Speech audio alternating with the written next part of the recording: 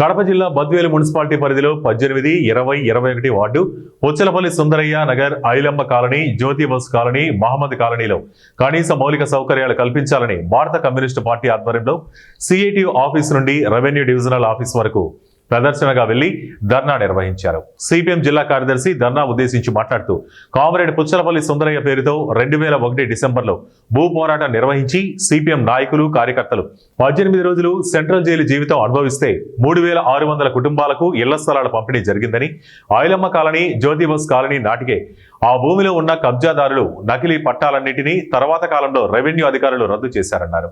భారత రాజ్యాంగంచే గుర్తించబడ్డ transfer of property act ప్రకారం 12 సంవత్సరాల ప్రభుత్వ భూమిలో ప్రైవేటు వ్యక్తులు ఉంటే ఆ భూమి వారికి పట్టాగా ఇవ్వాలని చట్టం చెబుతున్నా ఇప్పటి వరకు పట్టాలు ఎందుకు మంజూరు చేయలేదని వారు ప్రశ్నించారు.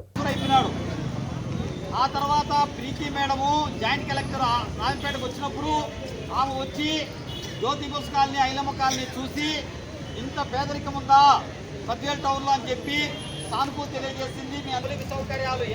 భారత communist party, Marxist, CPIM Badvel పట్టణ కమిటీ, అట్లూరు మండల committee, Badvel rural committee, Gopavaram, B Kodur ప్రాంతాల నుంచి పేద ప్రజలందరూ కూడా వాళ్ళు నివాసం ఉన్నటువంటి స్థలాలకు ఇళ్ల పట్టాలు ఇవ్వాలని, అట్లాగే ప్రభుత్వ భూమి పేదలకు 1.5 ఎకరా భూమిలో నిరుపేదలందరికీ ఇవ్వాలని అర్జీలు తీసుకొని వచ్చి ఆర్డీఓకు ఇవ్వడం జరిగింది.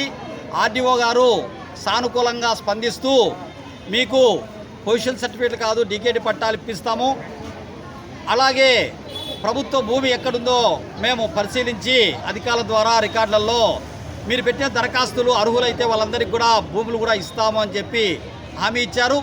మాకు దానికి సానుకూల స్పందన చేసినందుకు వారికి మొదట ధన్యవాదాలు తెలియజేస్తూ ఉన్నాం.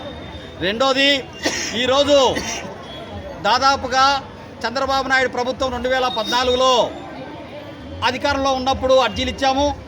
ఆ తర్వాత వైఎస్ఆర్ గవర్నమెంట్ వచ్చినప్పుడు అర్జీలు ఇచ్చాము. ఆ తర్వాత